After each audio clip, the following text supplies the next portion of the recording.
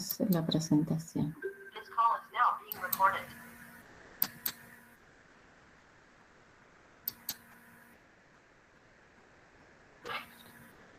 Bien, hoy vamos a ver si el tema 10, que es bastante largo, pero son muchos conceptos que se repiten. Así que lo nuevo, es el tema de la cadena respiratoria.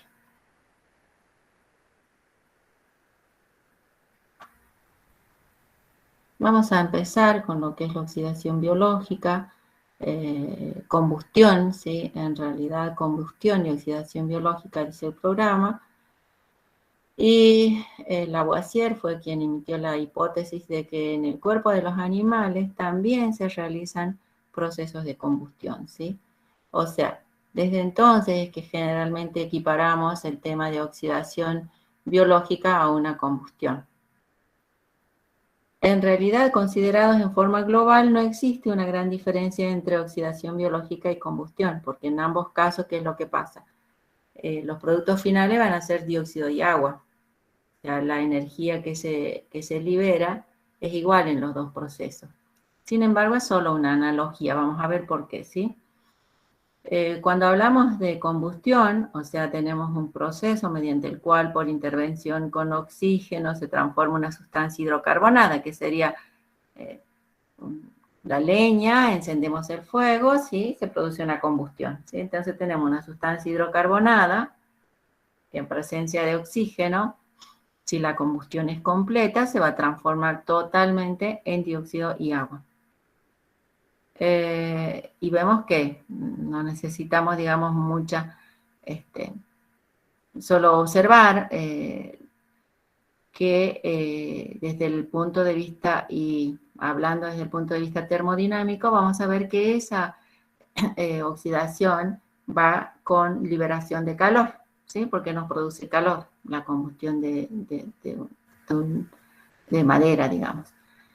Es que sería una sustancia hidrocarbonada. O sea que según términos que ya vimos, termodinámicamente hay liberación de calor, o sea que es exotérmica.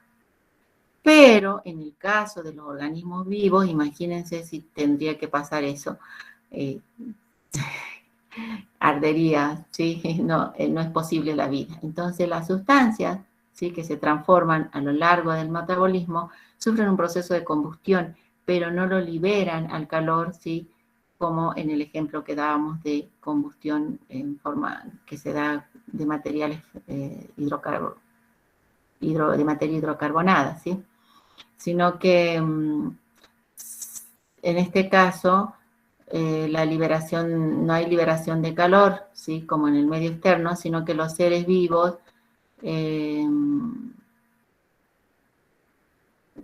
sufren, ¿sí? Una serie de transformaciones en su interior, y si bien hay reacciones con liberación de energía, la energía es almacenada como compuestos ricos en energía. Esa es la diferencia, ¿sí? Entonces esa energía no se libera como calor, sino que se almacena como componentes ricos en energía. Y ese proceso se lleva a cabo a nivel de la mitocondria, y en la cadena respiratoria, que es lo que vamos a ver.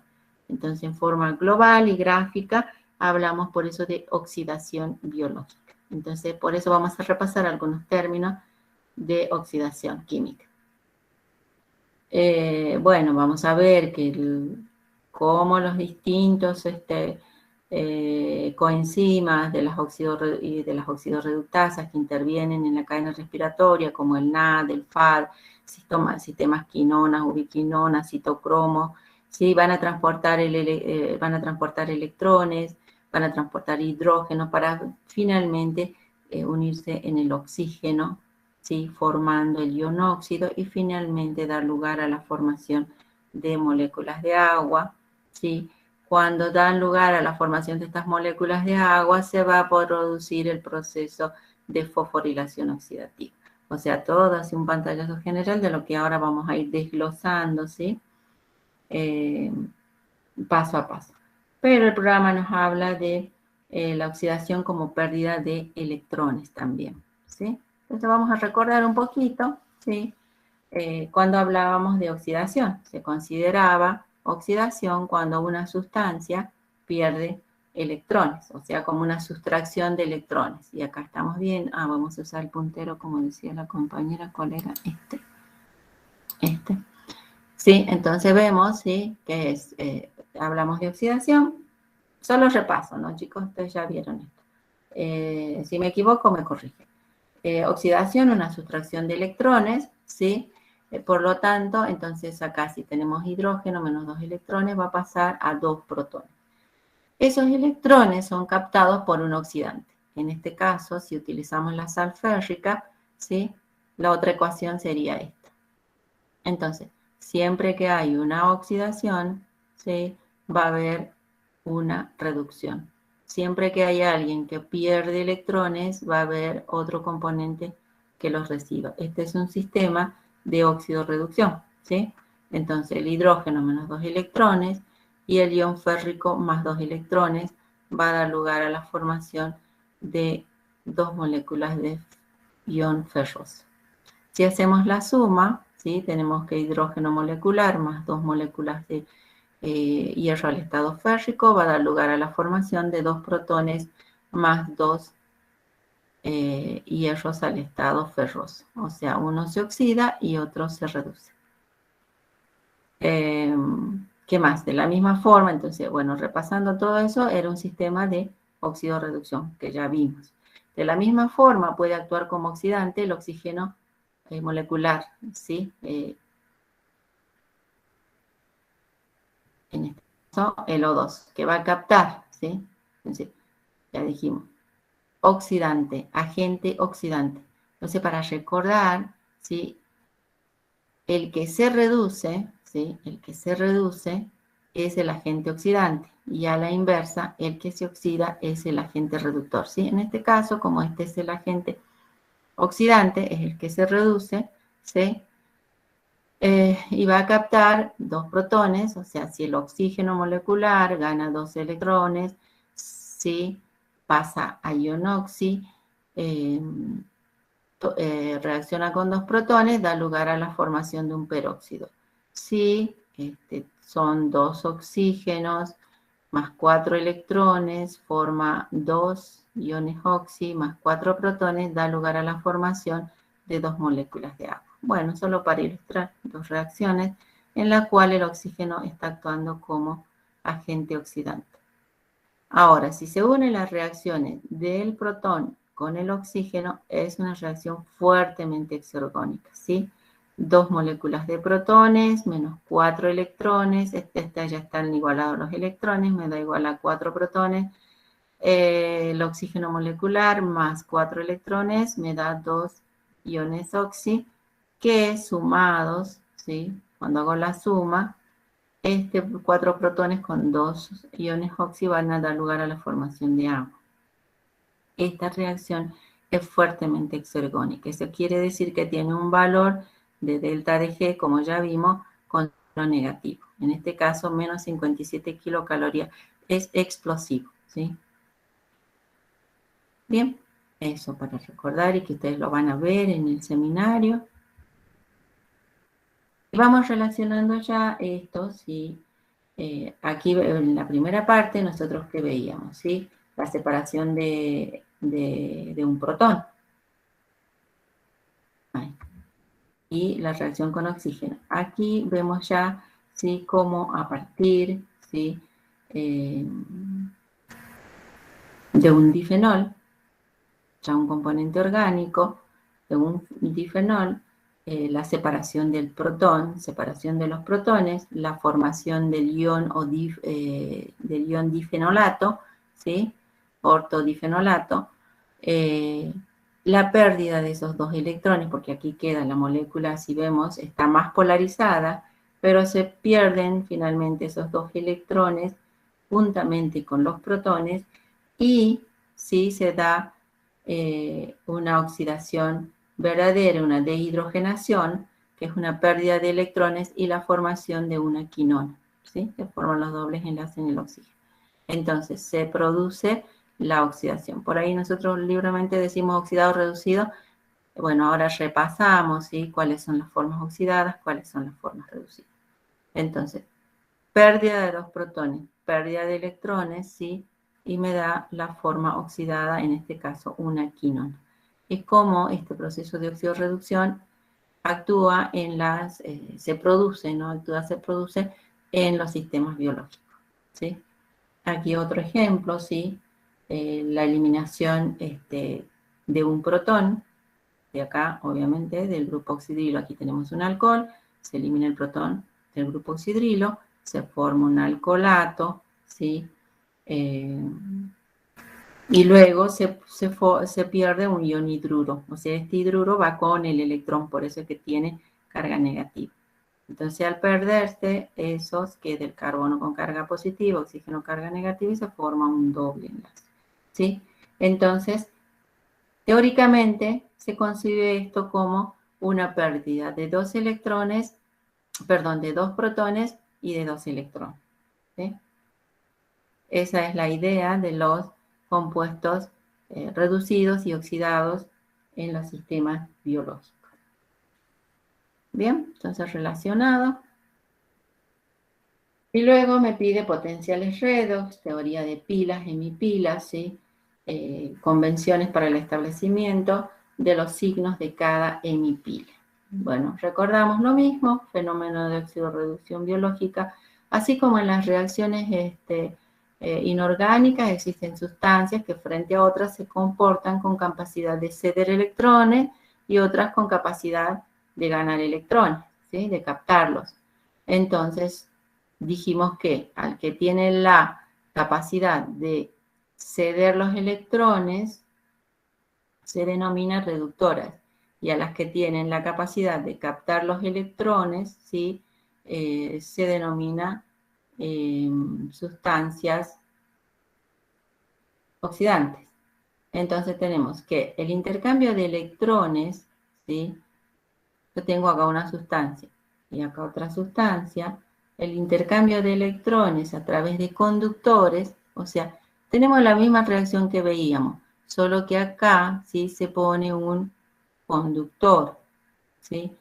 En vez de intercambiar directamente los electrones entre sustancias, ¿qué es lo que se hace? Se separa las sustancias y se pone un conductor entre ellas, y se da el hecho de que los electrones, ¿sí?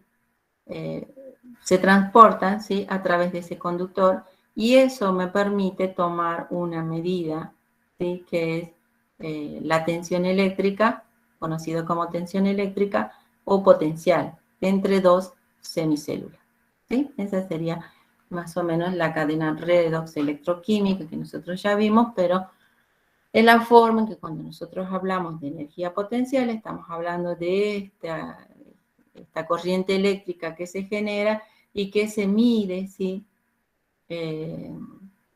Aquí en voltios, ¿sí? Se mide, entonces tenemos en este caso, por ejemplo, ¿sí? A través de elementos galvánicos se está provocando el pasaje de electrones y tomando la medida de esa energía potencial. Por eso cuando hablamos de energía potencial vamos a expresarlo en voltios. O sea, ¿qué tenemos acá? 2 semicélulas.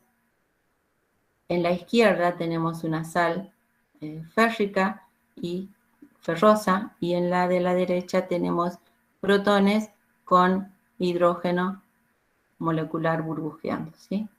Y los electrodos pueden ser de platino platinado. Los electrones son cedidos, ¿sí? Por el hidrógeno y son tomados por el ion férrico que pasa a su estado ferroso. Entonces se puede, dijimos, medir la tensión eléctrica, o sea, determinar su potencial entre estas dos semicélulas, que es lo que está ocurriendo. La reacción química que está ocurriendo en esta semicélula es esta, y la reacción química de férrico a ferroso que está ocurriendo en esta es esta. O sea, entre estas reacciones químicas lo único que se hizo fue poner un conductor y medir.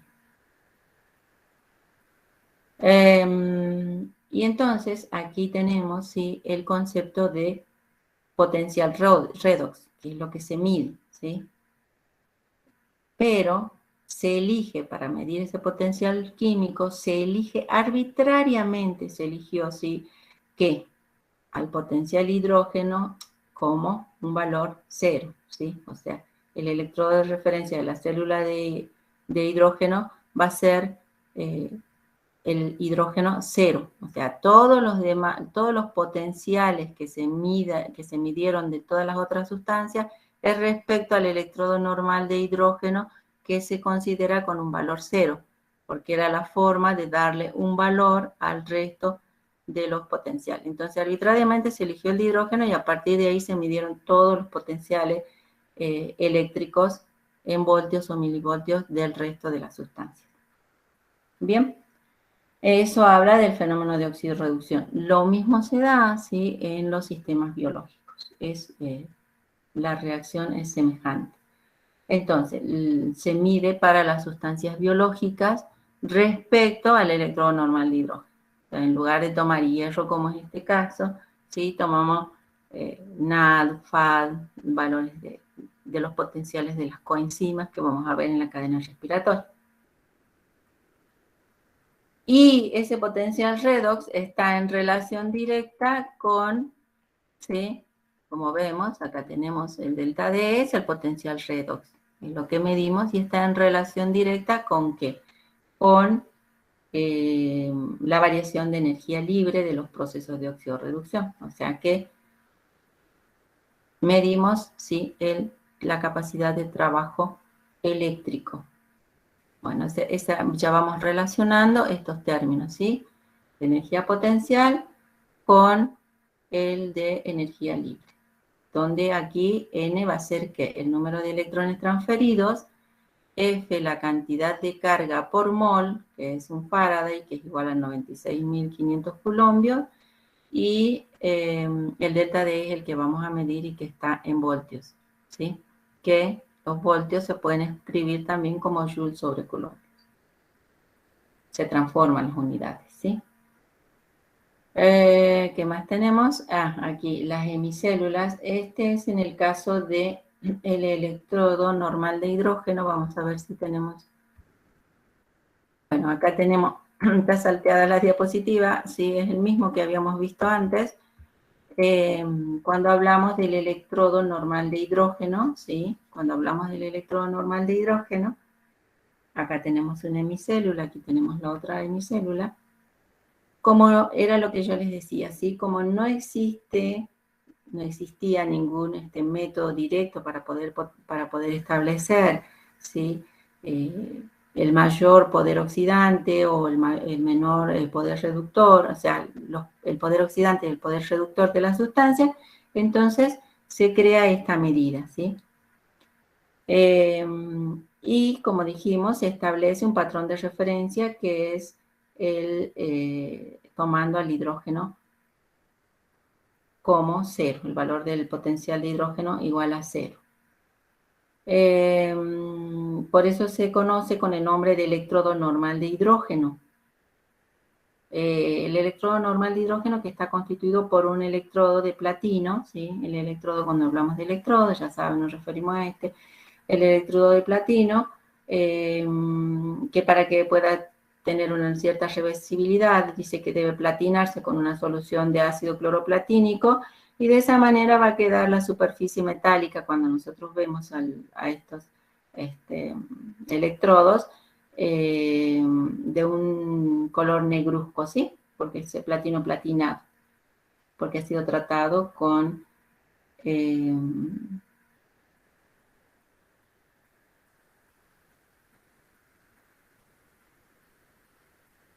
digamos, con cloro platínico, con ácido cloroplatínico. ¿Qué más podemos decir? Este electrodo, ya dijimos que se comporta reversiblemente, se puede aplicar la ecuación de Nernst, eso van a ver ustedes todo el desarrollo de la ecuación de Nernst en seminario, y todos los sistemas redox conocidos, sí, ya sabemos que han sido medidos a partir de este electrodo, que es el electrodo de hidrógeno. Y se hizo una tabla de potenciales donde se ponen los valores, por eso es que ustedes en el seminario también van a tener la tabla de los potenciales de sustancias biológicas. Entonces, a través de la determinación de esos valores de potenciales, van a poder ver en una reacción quién se oxida y quién se reduce, ¿sí? Quién va a actuar como oxidante, quién va a actuar como reductor. Este electrodo de hidrógeno, si bien es cierto, es el de referencia, pero ¿cuál es el problema que hubo con este? ¿Cuál es el problema que hay, digamos? Sabemos que es una reacción muy explosiva, como habíamos visto, entonces, en contacto con el oxígeno, una chispa forma una explosión. Entonces, por eso es que se mide a partir del hidrógeno, pero los que más se utilizan son los que conocemos como electrodo de Calomel, ¿sí? Que está constituido por el cloruro mercurioso al estado sólido y mercurio mercurioso en solución. Y todos llevan el cloruro de potasio. Entonces ahí aparece el electrodo de Calomel, que es el que se utiliza como referencia. Y también está el electrodo de plata. También van a ver el electrodo de plata. Y también, bueno, esto ya está. Entonces acá tenemos, ¿sí? Si queremos medir respecto al hidrógeno, ¿sí? El potencial del sistema férrico-ferroso, se ponen las hemiceldas, se combina, ¿sí? Y al medirlo, acá se utiliza un sistema, que es el sistema de Poggendorf, y viendo que esto se trabaja con soluciones 1 normal. Aquí me está indicando que cuando se produce la reacción, ¿sí? Si el catión férrico, ¿sí? Gana electrones, se reduce, se produce, ¿sí? La reducción y el electrodo se carga positivamente. Por lo tanto, esta va a ser la hemipila positiva. Cuando cuando pierde electrones, ¿sí? Se oxida, la sustancia se oxida, el electrodo toma la carga negativa, ¿sí? Entonces se carga negativamente, la hemipila es la hemipila positiva, negativa, perdón. ¿Sí? Porque cuando yo voy a calcular la variación de esa energía potencial de esa biopila, ¿sí? Voy a tener el más positivo, el potencial, ¿sí? De la hemipila más positiva menos de la más negativa. Y decíamos que era según cómo queda cargado el electrodo después de la reacción. Entonces tenemos, ¿sí? El potencial de hidrógeno, vamos desarrollando, ¿sí? Vamos desarrollando y decimos que el positivo, ¿cuál era? Este. Entonces el positivo es este. ¿Sí? Este va a ser el E positivo. ¿Sí? Por la ecuación de Nernst, ¿sí? El potencial del férrico ferroso es igual al potencial estándar de férrico ferroso más 2,303 RTNF, logaritmo de la forma oxidada sobre la forma reducida. Todo eso es la ecuación del Nernst para la primera hemipila. La otra, que es cuyo electrodo queda cargado negativamente, que es la de hidrógeno, sí, la forma potencial de hidrógeno es igual al potencial estándar, ¿sí? Del hidrógeno más 2,3, de nuevo la fórmula de la ecuación de Nernst, RT sobre NF, por el logaritmo de la forma oxidada de la forma reducida, ¿sí? O sea, la forma reducida es el hidrógeno molecular elevado a la presión parcial de hidrógeno molecular elevado a la 1 medio, por eso aparece como raíz cuadrada, nada que ver con pH, ¿no? Bien, como esta ecuación me está indicando que es el más positivo menos el más negativo, dijimos que este es el más positivo, por lo tanto se reemplaza y va primero, menos todo este que es el más negativo. ¿Qué es lo que ocurre? ¿Sí? Cuando son concentraciones molares, 1 molar, 1 molar, ¿sí? Todo eso se transforma en 0.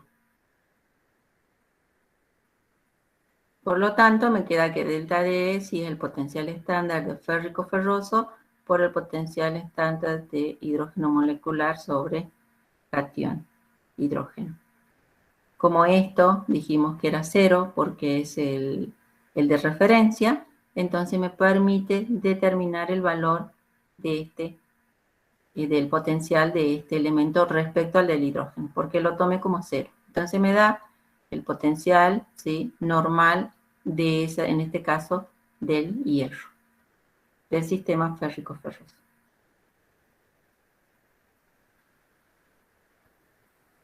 Que es lo que, bueno, está aquí graficado, la hemipila 1, la hemipila 2, que es lo que ya vimos en el primer gráfico que estaba más bonito. Y hacíamos referencia a la relación con el trabajo eléctrico, ¿sí? El trabajo eléctrico, esto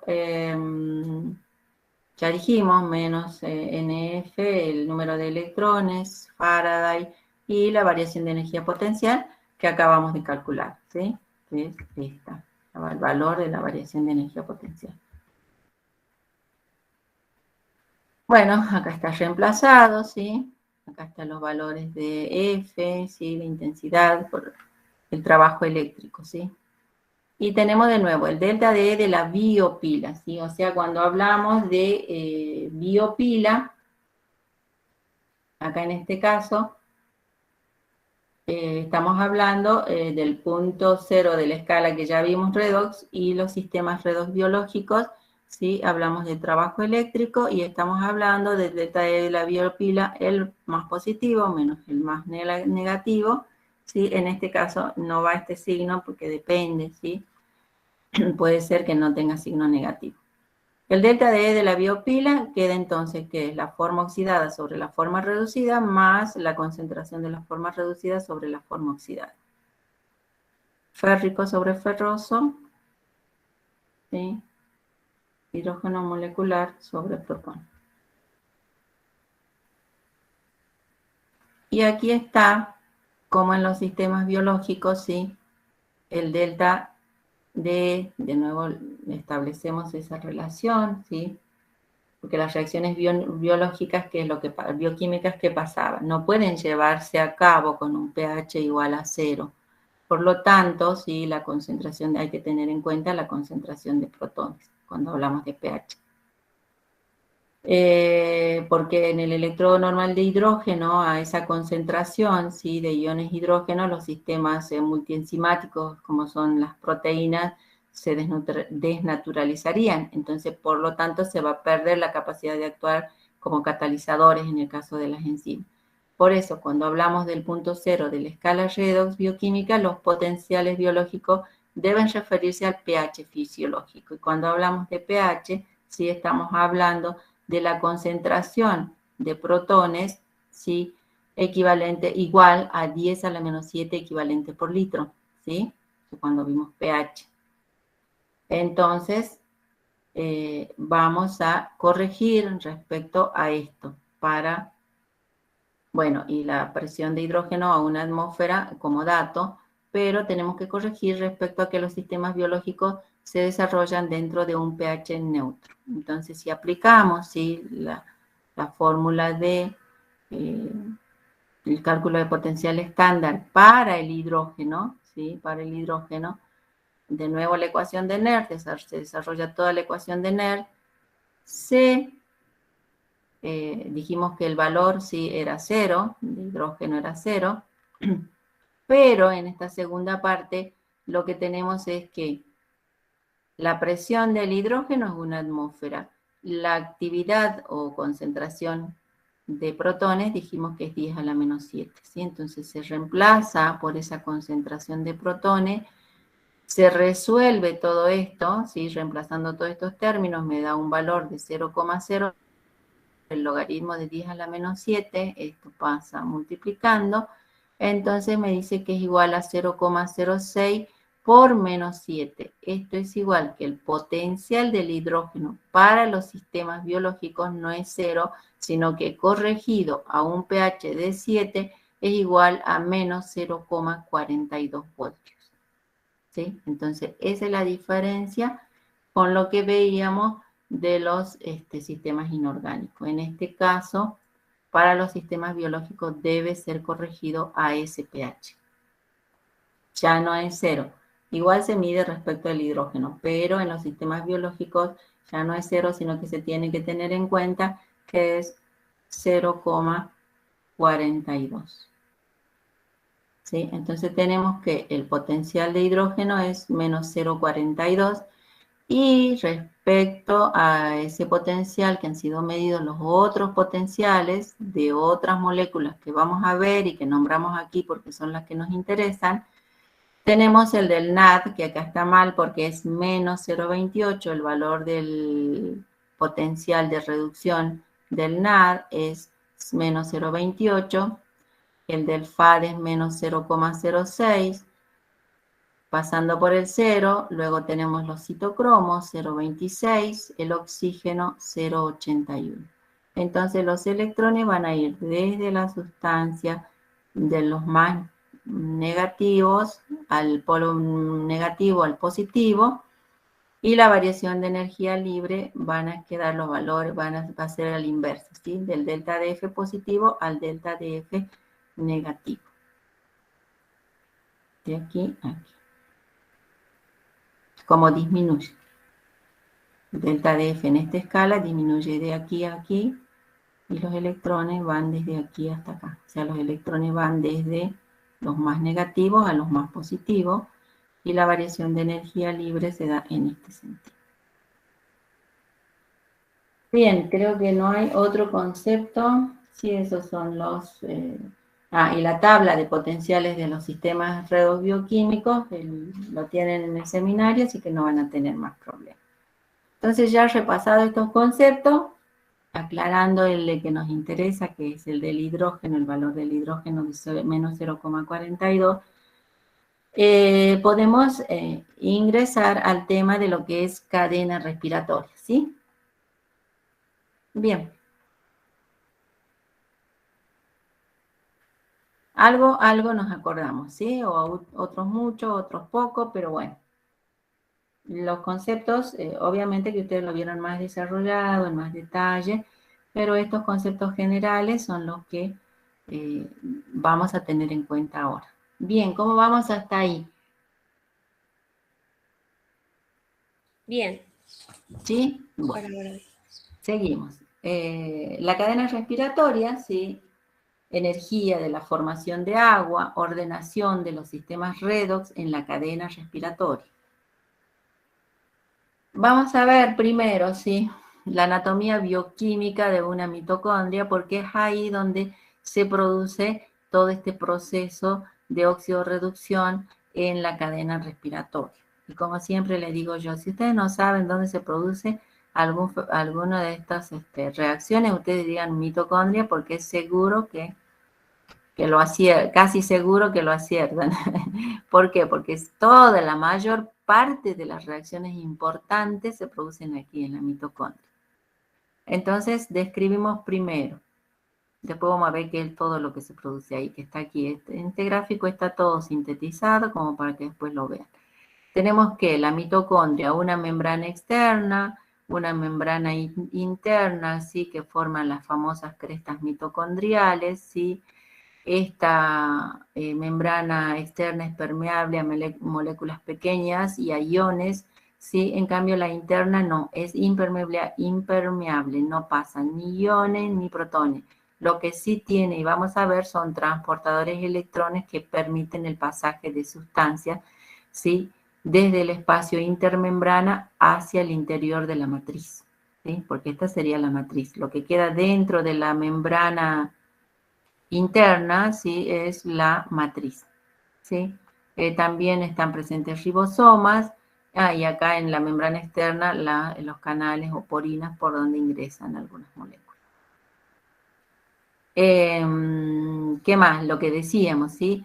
En la matriz que tenemos, o sea, en la membrana, en realidad, sobre la membrana, la membrana interna, tenemos el complejo de la piruvato deshidrogenasa, que vamos a ver, enzima del ciclo del ácido cítrico, enzima de la beta-oxidación de los ácidos grasos, o sea, todas esas reacciones se van a producir acá, ¿no es cierto? O sea, la piruvato deshidrogenasa, el ácido cítrico está en directa relación con el ciclo de Krebs. La beta-oxidación de los ácidos grasos, el metabolismo de los lípidos. Las enzimas de oxidación de aminoácidos también están aminoácidos y proteína, DNA, ribosomas. muchas otras enzimas, como dice ahí, ¿sí? Y también que va a haber ATP, ADP, fósforo inorgánico, magnesio, calcio, ¿sí? Todo dentro de lo que es la matriz mitocondrial. Y en relación con los componentes que tienen estas membranas. Más o menos ese es el pantallazo de lo que ustedes ya vieron y conocen de una mitocondria, pero hacemos un repasito. ¿Sí? Bien, entonces vamos a hablar de la cadena respiratoria que se encuentra ahí en la mitocondria. Vamos a empezar de la forma más sencilla, ¿sí? Y vamos a decir que la cadena, los electrones, ¿sí? Pasan a través de una serie de transportadores que están unidos a la membrana interna de la mitocondria. Y en esos transportadores, sí, están estos componentes, forman parte de estos componentes que, como vimos, son ¿qué? En este caso son coenzimas. Esto cuando vimos coenzimas, estaba el NAD y el FAD. Luego cuando vimos la hemoglobina, la clorofila, ¿sí? También vimos como ejemplo, ¿sí? Los citocromos. No, la quinona, la ubiquinona, no, estos son otros componentes que son capaces de reducirse y oxidarse. Cuando vimos citocromo, cuando vimos clorofila, hemoglobina, ¿sí? Entonces vimos la estructura de los citocromos. Entonces ya son moléculas que vimos. Acá están en forma sintetizada y este es como se describía, así, a lo que ocurre en una cadena respiratoria mitocondrial. Y decíamos que consta de una serie de transportadores electrónicos que van a actuar secuencialmente. La mayoría de ellos son proteínas integrales con grupos prostéticos, estos serían los grupos prostéticos que son capaces de aceptar o de ceder, ¿sí? Uno o dos electrones, ¿sí? Entonces tenemos que, a partir del sustrato que va a ceder dos protones, el NAD que está en su forma oxidada se va a reducir, dando lugar a la formación, ¿sí?, del NAD en su forma reducida. ¿Qué es el NAD? La coenzima que acompaña a una enzima, una oxidorreductasa, y que se denomina nicotinamina dinucleótido, ¿sí?, que acá estaría en su forma reducida. Bueno, aquí en realidad es NAD más protón, ¿sí? Porque es el NAD, recuerden que se unía a la nicotinamida y un protón que quedaba suelto. Luego, ¿sí?, ese NAD se va a reducir, perdón, se va a oxidar cediendo esos protones, esos dos protones. Esos dos protones, ¿sí?, son tomados por el FAD que está en su forma oxidada y se reduce, ¿sí?, a FAD, ¿sí?, reducido, flavina de nucleótido en su forma reducida. Aquí hay un proceso de oxidorreducción, uno que se oxida y otro que se reduce. Lo mismo pasa aquí, ¿sí? Se oxida el FAD y va a ceder esos protones y electrones a la quinona. La quinona va a pasar a ubiquinona o hidroquinona, que es su forma reducida, ¿sí? Y esta aquí hay una, digamos, una diferencia con lo que venía ocurriendo hasta aquí, porque aquí la quinona, cuando se oxide, va a ceder los dos protones al medio y va a ceder los electrones a los citocromos que continúan en ese proceso. Los citocromos, que como vimos, sí, son moléculas porfirínicas, en las cuales tienen hierro al medio. El hierro que está en su forma oxidada se va a reducir, cuando recibe esos electrones se va a reducir. En realidad acá son tres citocromos, el B, el C y el A. Finalmente, a través de la actividad de la citocromo oxidasa, ese hierro del último citocromo, que es el A, va a ceder los electrones ¿a quién? Al oxígeno. El oxígeno, ¿quién trae el oxígeno? ¿De dónde viene el oxígeno? En la hemoglobina, ¿sí? Entonces, si cede esos electrones al oxígeno, forma el ion oxi, que es el que va a reaccionar con estos protones dando lugar a la formación de agua. ¿Sí? Bien. Esto es una síntesis de lo que ocurre con las coenzimas o los transportadores, estos grupos prostéticos que son capaces, ¿sí?, de aceptar o de ceder protones y electrones. Bien, eso es en síntesis una cadena respiratoria que se conocía antes de que se determine todo lo que lo que se sabe ahora, digamos, ¿sí? Y ¿qué más tenemos ahí?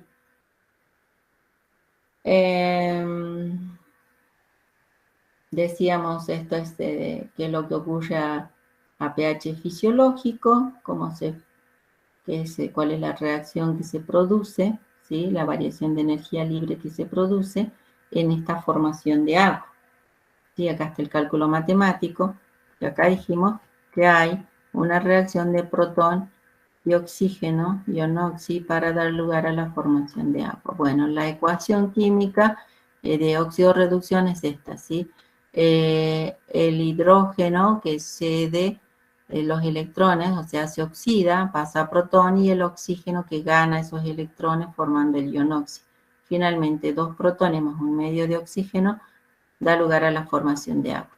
Eso, ¿sí? Calculando, ¿sí?, cuando uno hace el cálculo, ¿sí?, de delta D de la pila, ¿sí?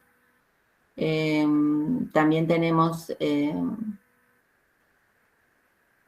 acá el cálculo de delta de F, porque veíamos que esta ecuación relacionaba la energía potencial con la energía libre.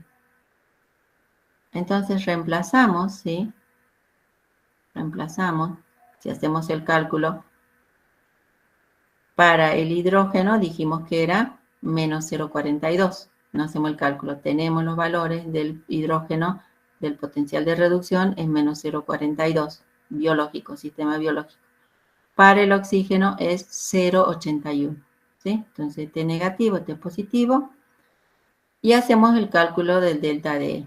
El más positivo menos el más negativo sin cambiar de signo. Por lo tanto, me queda que es 0,81 menos 0,42, que es el valor del hidrógeno, y me da un valor de 1,21, el valor de delta D. Entonces yo reemplazo todo y calculo el valor de la energía libre, que es menos 57 kilocalorías mol. O sea, la formación de esa molécula de agua libera, ¿sí?, menos 57 kilocalorías mol. O sea, es muy exergónica.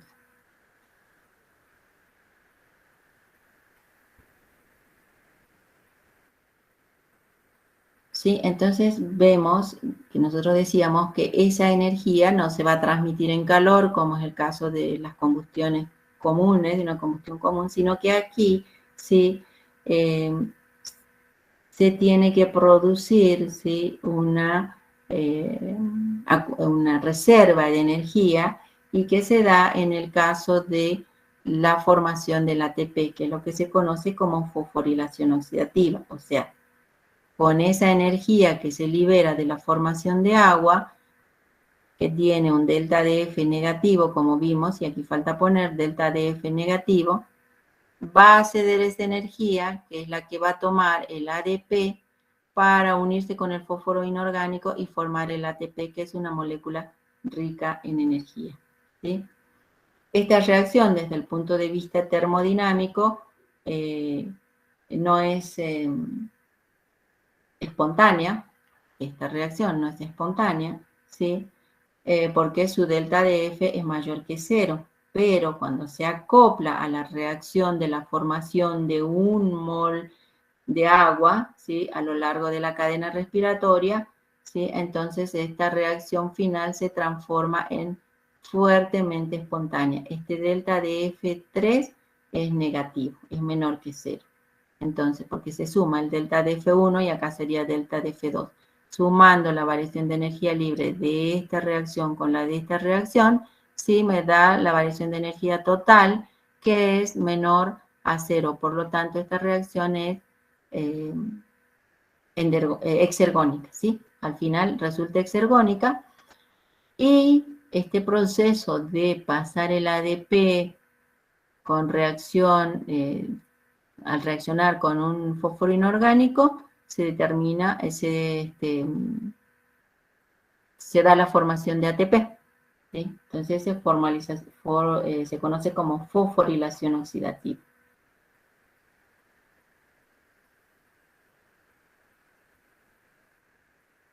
Bueno, aquí ya tenemos, vamos a ir desarrollando los diferentes componentes. A ver, sí. El NAD y el FAD que debería haber puesto no los puse porque ya lo vimos cuando vimos el tema de coenzimas, ¿sí? Que son los que vamos a desarrollar, ¿sí? Cada uno de los componentes de la cadena respiratoria, que sería cada uno de estos. El NAD, el FAD, ¿sí? El NAD es una coenzima que tiene depósitos, ¿sí? De hidrógeno que puede utilizarlo en procesos de síntesis que se realizan a nivel mitocondrial y a nivel de plasma. Es la primera, como vemos, es la primera en captar los hidrógenos del sustrato, y hay algunas en el citosol, pero en general se encuentran en la mitocondria. Son transportadores electrónicos, son hidrosolubles, ¿sí? ¿Por qué digo son? Porque a este NAD lo acompaña el NADPH que veíamos también en lo que es coenzimas, ¿sí? Entonces son transportadores electrónicos, son hidrosolubles, se asocian reversiblemente con deshidrogenasa, transporta los electrones que provienen de las reacciones catabólicas a su punto de entrada, ¿sí? Este es el punto de entrada de la cadena respiratoria. ¿Sí? Eso vamos a desarrollar un poquito, así vamos a ir describiendo porque es lo que pide el programa. Así que me pide como catálisis del NAD. Luego tenemos la catálisis de las flavinas. ¿Sí? Las flavinas constituye, en este caso, el segundo eslabón de la cadena. O sea que este es más oxidante que este. Hay alrededor de 60 flavinas. Bueno, se aislaron, ¿sí? Algunas. El sistema más importante es este sistema, el que se encuentra en la cadena respiratoria y que va a transferir el FAD, los electrones desde el NAD hasta la quinona. ¿Sí? ¿Qué más? ¿Qué tiene la flavina? Dijimos que tiene donde se produce la reducción en el componente fundamental que es la flavina, que es el núcleo, ¿sí? El núcleo flavina que veíamos nosotros cuando veíamos coenzima. Pero dice que este no tiene, por ejemplo, si nosotros medimos el potencial estándar de este FAD, no es el mismo que el que tiene cuando está dentro de la cadena respiratoria, ¿sí? Porque la enzima, o sea, la proteína que acompaña a este, tiene otras relaciones y hace que ese valor varíe en alguna manera, ¿sí?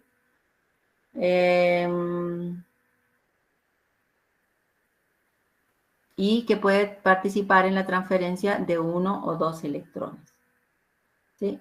Entonces decimos que tenemos el NAD y el FAD, ¿sí?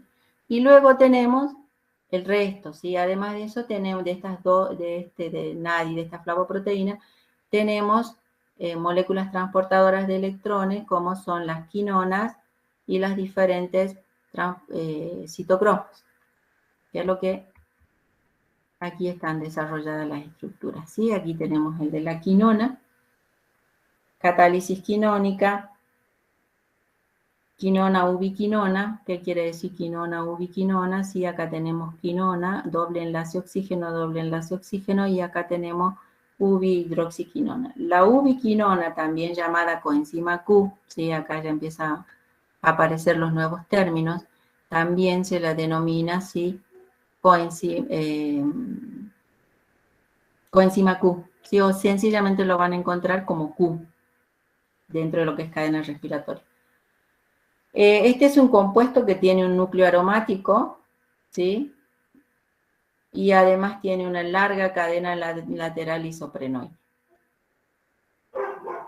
Esta coenzima se encuentra en concentraciones altas en las mitocondrias. En las plantas, ¿sí? No está la ubiquinona, sino que tiene otras estructuras parecidas. En las plantas está la plastoquinona y en las bacterias está la menaquinona. Solo como dato. Este sistema es el que reduce al citocromo C y el sistema enzimático se llama ubiquinona citocromo oxidorreductasa, como vamos a ver después. Entonces, pero lo que nos interesa es esto, ¿sí? La parte aromática, la cadena isoprenoide y donde se produce la reducción, ¿sí? Entonces acá tenemos la ubihidroquinona.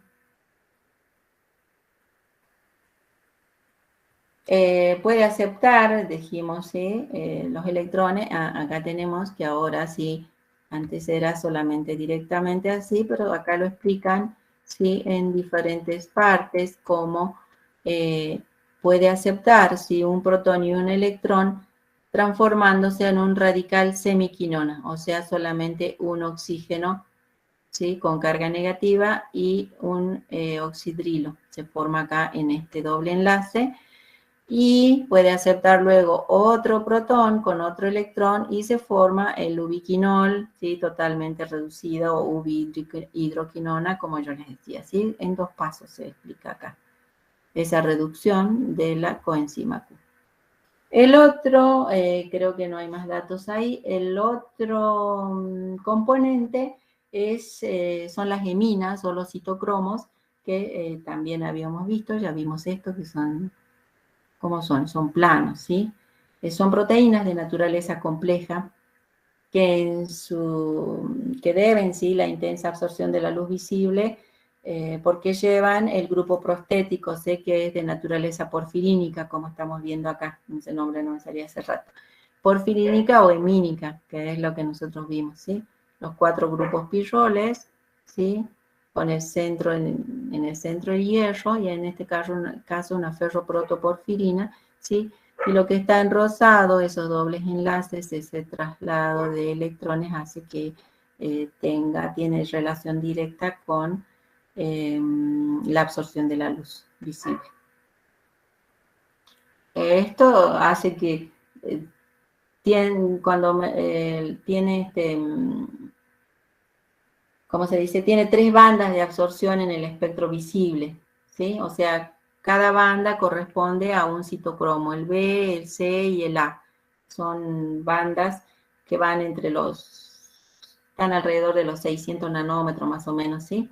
Dentro del espectro visible, cuando hablamos de la luz visible. Y bueno, tenemos aquí al citocromo B, que dijimos que era el primero en recibir los electrones, ¿sí? Su estructura no difiere mucho de lo que vimos en protoporfirina de los grupos hemo.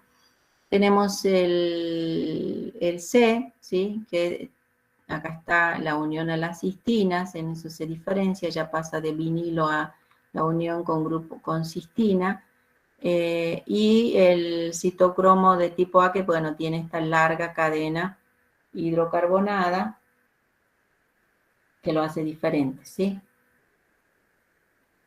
Bueno, esos serían los 3 citocromos, la estructura de los 3 citocromos que vamos a ver, ¿sí? En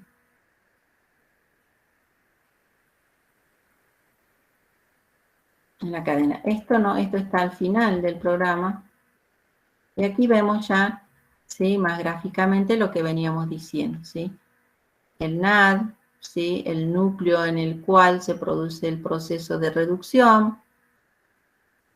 Entonces viene el sustrato que se de protones y electrones, los toma el NAD, se reduce, ¿sí? Luego se oxida cediendo esos protones y electrones, esos equivalentes de reducción, como son los electrones, a la flavoproteína. Y aquí vemos la pteridina, ¿sí? El núcleo pteridínico, ¿sí? De la flavoproteína, que se unían en en el nitrógeno 1 y en el 10 se unían los protones, ¿sí? En esa molécula de coenzima. En este vemos, ¿sí?, que todo este pasaje de electrones provoca, ¿sí?, una variación de energía libre. Entonces, cuando pasa de aquí del NAD al FAD, este proceso de oxidorreducción, hay una liberación de energía, ¿sí?, que es equivalente a un ATP. Cuando pasa, sí, de la flavoproteína al citocromo, es equivalente a la formación de otro ATP, es energía. Y cuando pasa a través de los electrones hasta llegar al oxígeno, fin de la quinona hasta llegar al aceptor final, que es el oxígeno, ya tiene menos energía, por eso el pasaje es más largo, ¿sí? Libera la energía necesaria para la formación de otro ATP. O sea que al final, ¿sí?, cuando se forma una molécula de agua, la formación es de 3 ATP. ¿Sí? Pero en realidad es mucho más complejo y no ocurre, hay muchas cosas que no se sabían y que bueno. Y acá está, ¿sí?, los potenciales de reducción estándar, tomados ya los valores, ¿sí?, y tabulados. ¿De qué? Del NAD, del NADP, de la ubiquinona, del citocromo, del oxígeno, o sea, de los valores de todos los que todas las que intervienen en los componentes, los transportadores de electrones que intervienen en la cadena respiratoria. Bueno, ¿cómo vamos? Son las 10:09. Continuamos, terminamos, nos falta mucho. Tenemos los componentes proteicos también de la cadena respiratoria, que es lo que vamos a ver ahora como los complejos, ¿sí? O sea, hasta ahora, hasta ahí vemos, ¿sí? Lo que vemos hasta ahí, sí, esos son los transportadores electrónicos, o sea, los que acompañan a las enzimas, sí, que están dentro de lo que es la membrana, sí, constituyendo la cadena respiratoria. Si vamos a ver todo el complejo enzimático, sí, entonces ahí es donde aparecen ahora los complejos, y hablamos de complejo 1, 2, 3 y 4. ¿Sí? Bueno, están los nombres, bueno, su masa está indicando el tamaño, que son muy grandes, el citocromo C es chiquitito, el número de subunidades que compone cada complejo y los grupos prostéticos, ¿sí? Como son, en este caso, dijimos, ¿sí? Las flavinas, el NAD en realidad tendría que estar acá, bueno, es NAD deshidrogenasa, el NAD, los centros ferrosulfurados, el FAD, los grupos hemos que vimos de los citocromos. Bueno, ahora vamos a ir ubicando cada uno de esos componentes, ¿sí? Bueno, ¿cómo se hizo esto? ¿Sí? Se hizo un tratamiento de la mitocondria, ¿sí? Se desecha, se produce la rotura, se desechan los fragmentos de la membrana, se queda con la membrana interna, ¿sí? Esa membrana interna, bueno, no es tan simple, pero no viene al caso explicar todo el procedimiento, ¿sí? Ese fragmento de membrana interna, ¿sí?, que se extrae de la rotura de la mitocondria, se hace solubilización suave con detergente y luego cromatografía de intercambio iónico, ¿sí? Y en la cromatografía se determina, ¿sí?, los componentes de esa membrana. Se hacen las reacciones aisladas, o sea, cómo pasa de NAD a quinona, de succinato a quinona. Y aquí vamos a ver que hay algunas diferencias en lo que veíamos en la primera cadena respiratoria.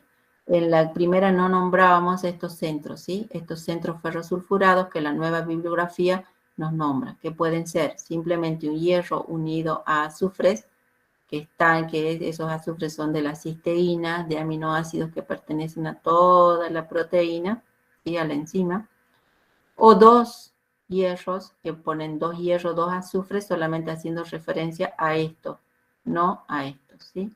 O tres hierros unidos, ¿sí? 4 hierros unidos, 4 azufres, perdón.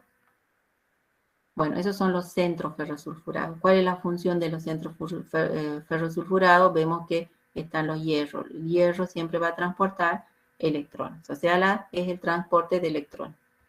Eso no estaba en la bibliografía, ahora aparece en la nueva bibliografía.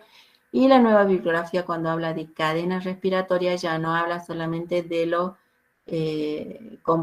transportadores electrónicos, transportadores de electrones, sino que habla de los complejos, complejo 1, complejo 2, complejo 3 y complejo 4. ¿Qué son los complejos? Son las proteínas, las enzimas en total, ¿sí? Y aquí vemos nosotros, ¿sí? La membrana plasmática. Ahí está el mouse que nos sirve. La membrana plasmática, ¿ven? Entonces esos complejos, de aquí vemos la bicapa lipídica, esos complejos están en esa membrana, ¿sí? Son lo que habíamos visto, que acá, ¿sí? Están graficados, o sea, se detectó eso, se hizo cristalografía y se determinó, y como nosotros ya vimos proteínas, sabemos lo que significan estos gráficos, ¿sí?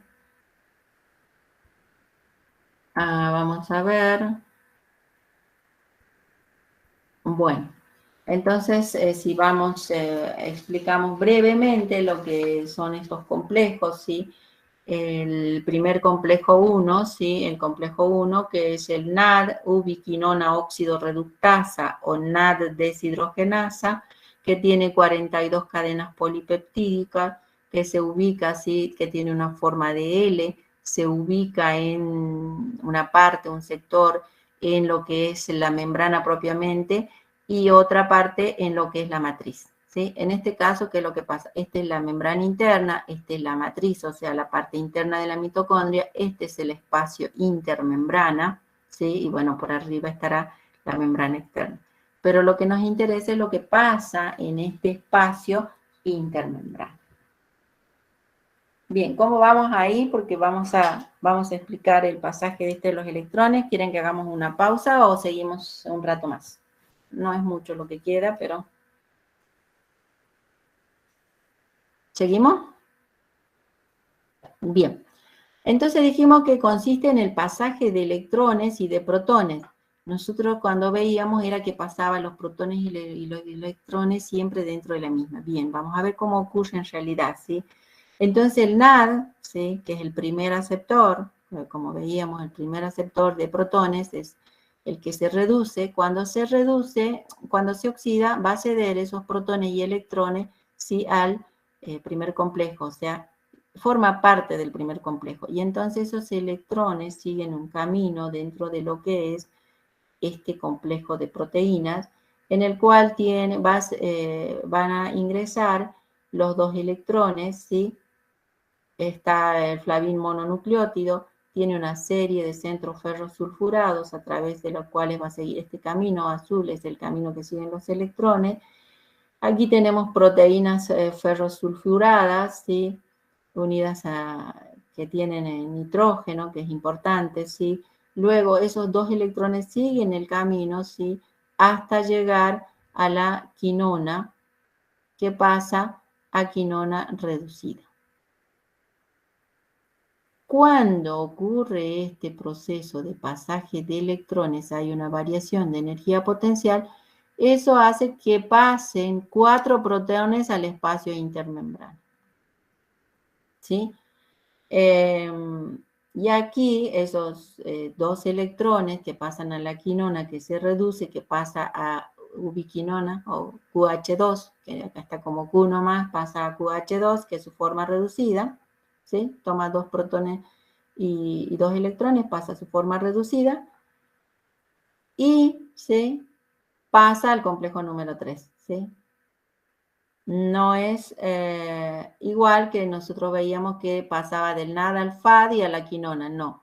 ¿Sí? Acá se determinó que hay otra vía por la cual, ¿sí? En la cual se encuentra el flavinadenildinucleótido, que es esta, ¿sí? El complejo 2. El complejo 2, que es de la succinato deshidrogenasa, la succinato deshidrogenasa es una enzima que pertenece al ciclo de Krebs y es que la única que comparte, digamos, que se encuentra acá con la cadena respiratoria.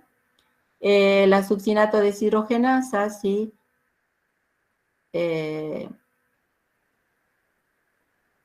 Produce, ¿sí? La oxidación del succinato a fumarato, que cede, ¿sí? Los electrones al FAD. Aquí está el flavinadenildinucleótido. El FAD lo cede a las proteínas ferrosulfuradas, a los complejos ferrosulfurados, donde en este caso hay 3 complejos ferrosulfurados y luego lo cede finalmente a la quinona, ¿sí? Esta quinona tiene acá un centro de fijación, donde pasa la quinona a quinona reducida, que es QH2, ¿sí? También tiene aquí un grupo hemo, como vemos ahí, ¿sí? Ahí se lo ve chiquitito al grupo hemo. Pero el grupo hemo no está en el camino de los electrones, sino que se cree que está como que, de alguna manera, controlando que esos electrones que no siguen el camino y se liberan formando sustancias oxidantes muy nocivas para la salud, sea cierto control a este grupo N. Eso se cree porque no intervienen en el pasaje de electrones hasta formar la QH2, que aquí tendría que decir QH2. Entonces, esta quinona es la que va a transportarse los electrones y los protones al complejo 3. En el complejo 3, que es el complejo del citocromo C1, ¿sí? Porque acá aparece el citocromo C1, el complejo del citocromo B, C1, o también conocido como ubiquinona citocromo C óxido reductasa. Citocromo C óxido reductasa. ¿Por qué? Porque acá el aceptor de electrones va a ser el citocromo C. Ese es el complejo 3. Entonces sigue cediendo los protones y los electrones, siguen este pasaje de... pero aquí es como que tiene dos cuerpos, ¿sí? Miren, son semejantes. Uno de este lado y otro de este lado, ¿sí? Tienen proteínas de grupo que las denominaron C y D, ¿sí? Tienen en lila y en verde los C y los D, y que están en la membrana, y hacia adentro las del grupo A y B. ¿Qué tiene en particular? Que acá hay un hueco en el cual, ¿sí?, se produce el pasaje de la quinona, que acá debería tener H2, pasa aquí y se oxida. Pero la quinona cede un electrón, ¿sí? Aquí venía con 2 electrones, cede un electrón al citocromo, porque el citocromo tiene un hierro, entonces va a recibir un electrón, y el otro electrón lo cede, ¿sí? Lo cede a otra quinona para que luego se reduzca. Esto ocurre en 2 etapas. Entonces, primero va a ceder un electrón y luego va a ceder el otro electrón a otro citocromo, ¿sí? Entonces, a partir de ahí, el citocromo va a seguir con un solo electrón, ¿sí?, que va a ir al complejo 4. Y en el complejo 4, que tenemos de novedad, que existe un cobre. Pero ¿qué va a pasar en el complejo 4? Se va a formar el agua, porque ese electrón va a ser cedido al oxígeno, ¿se acuerdan? Para formar los iones oxi, que con los protones va a dar lugar a la formación de agua. Pero, ¿sí?, volviendo al complejo 3, cuando ocurre ese proceso y cuando hay una liberación de energía, permite que pasen esos protones, 4 protones al espacio intermembrano. Y aquí, en el caso del complejo 4, pasan 2 protones al espacio intermembrano. ¿Sí? Bueno, ese es el ya visto en los complejos, cómo van pasando, ¿sí?, de la quinona, los citocromos, y acá adentro tiene el citocromo B, ¿sí?, que pasa al citocromo C.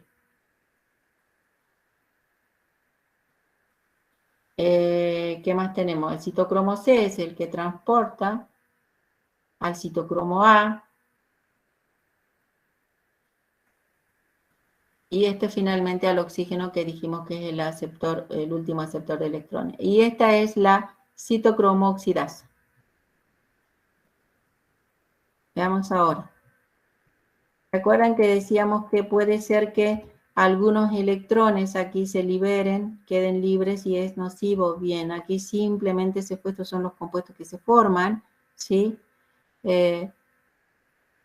Estos iones que pueden pasar a oxidrilos, ion oxi que puede pasar a oxidrilo, pero que actúa la superóxido dismutasa, pasándolo a agua oxigenada, finalmente el glutatión lo pasa a la glutatión peroxidasa lo pasa a agua. O sea, es una manera de eliminar la peligrosidad de estos compuestos oxidantes, muy oxidantes, ¿sí? Es importante, por lo tanto, la presencia de glutatión. Bueno, hay más, ¿sí? Pero la idea es esa, ¿sí? Que el glutatión en su forma reducida va a pasar a su forma oxidada y va a ceder ahí, ¿sí? Para que esto finalmente, el peróxido pase a agua. O sea, de ser nocivo se anule, ¿sí? Esa peligrosidad del medio. Bueno, y acá tenemos el modelo quimiosmótico, o sea, la cadena respiratoria habla de modelo quimiosmótico porque hay una reacción química, ¿sí? Que se produce como veíamos, son reacciones químicas, pero, ¿sí? Hay un proceso de transporte acá. Acá también un proceso de transporte. Y aquí también.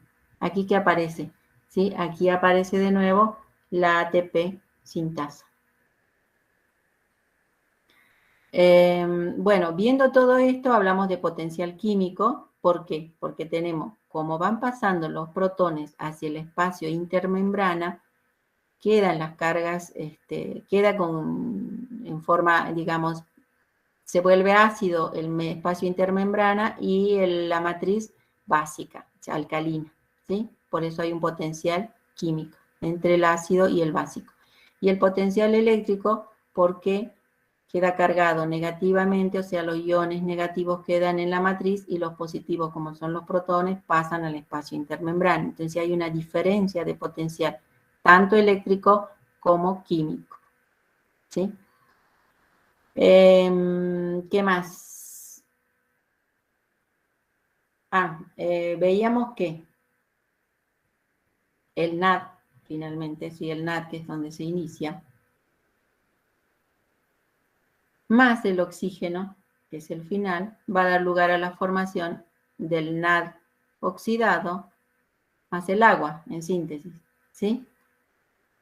La diferencia de potencial, o sea, la energía potencial, ¿sí? Que se da ahí sería menos 0,32, que sería de, a ver, sería acá tenemos el NAD, menos 0,32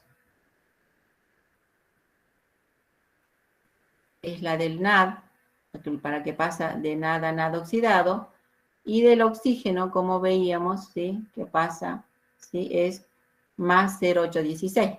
Del oxígeno que pasa a agua es más 0,816. Si nosotros aplicamos la fórmula general del cálculo de variación de energía libre, reemplazamos, ¿sí? Esa diferencia que me da 1,14 voltios, reemplazamos en la fórmula de NF delta D, me va a dar unos menos 220 kilojoules. O sea que hay un trabajo eléctrico.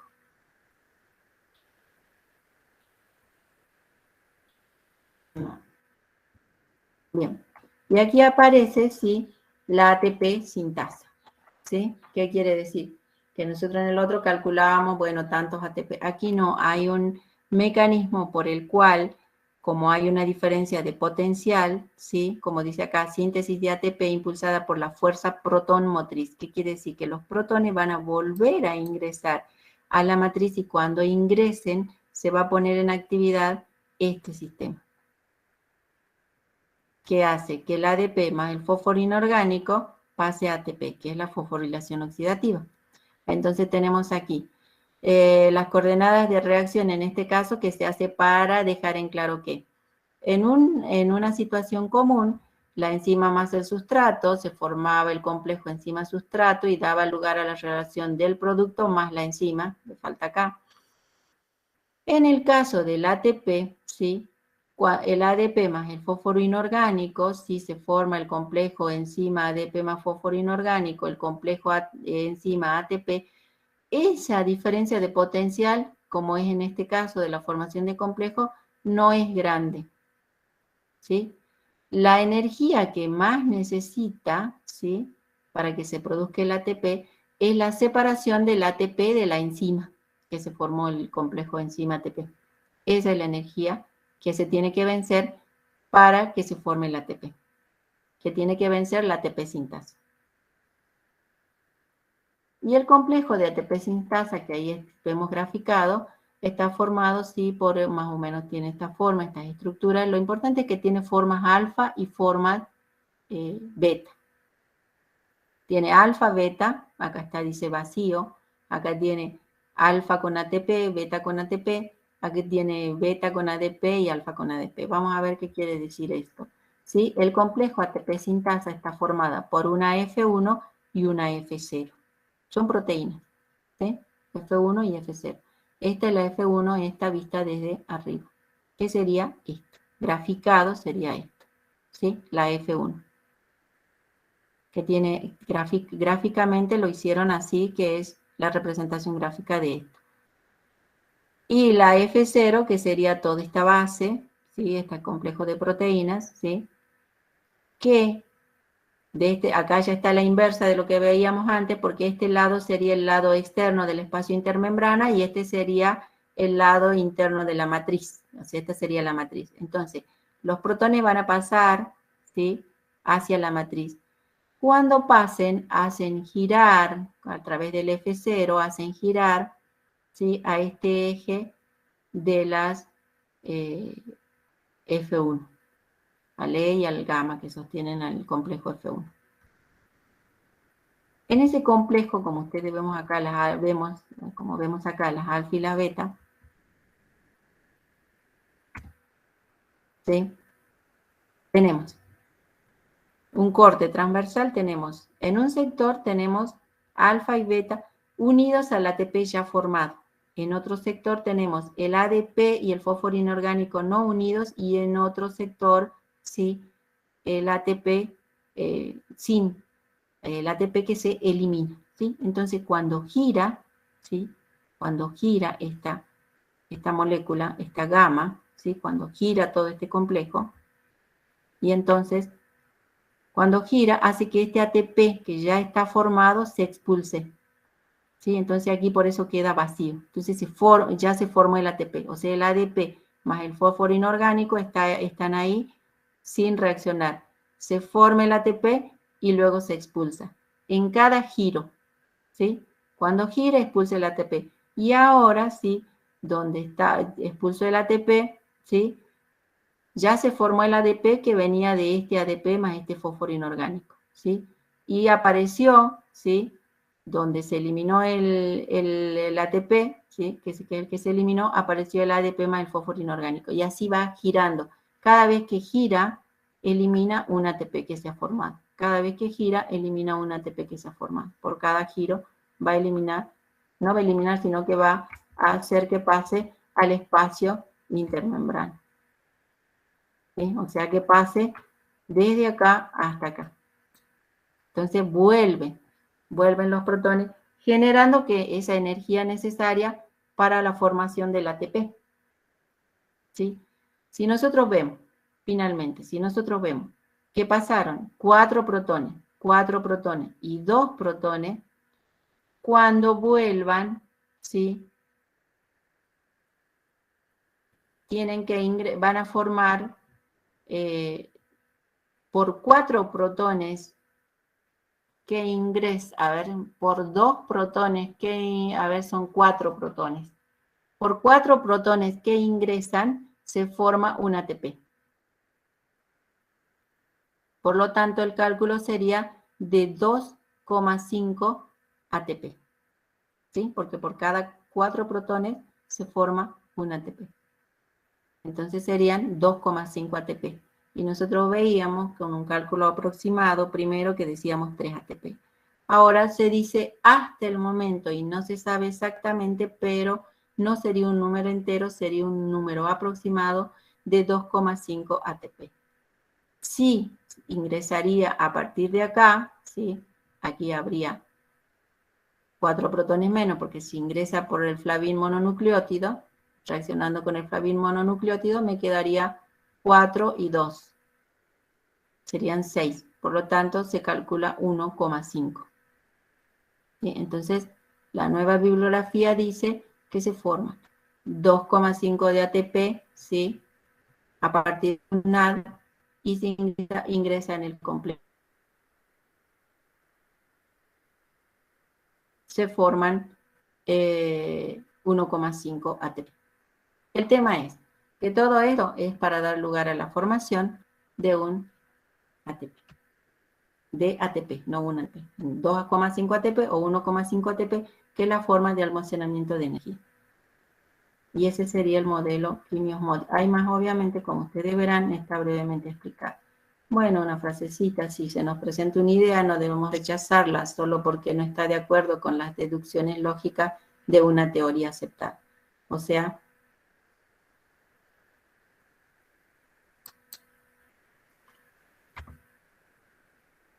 bien. Y aquí, no sé si se puede reproducir. Sí se puede reproducir. Ay, no. Vamos a ver si podemos reproducir. No, fin de la presentación. No se puede reproducir. Tenía ahí un enlace que me permitía reproducir.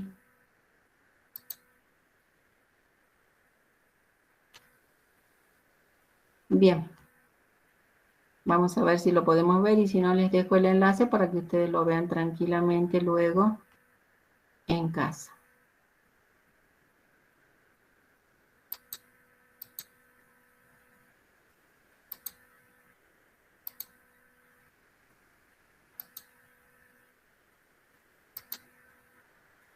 Bien, eso es lo que comprende la cadena respiratoria.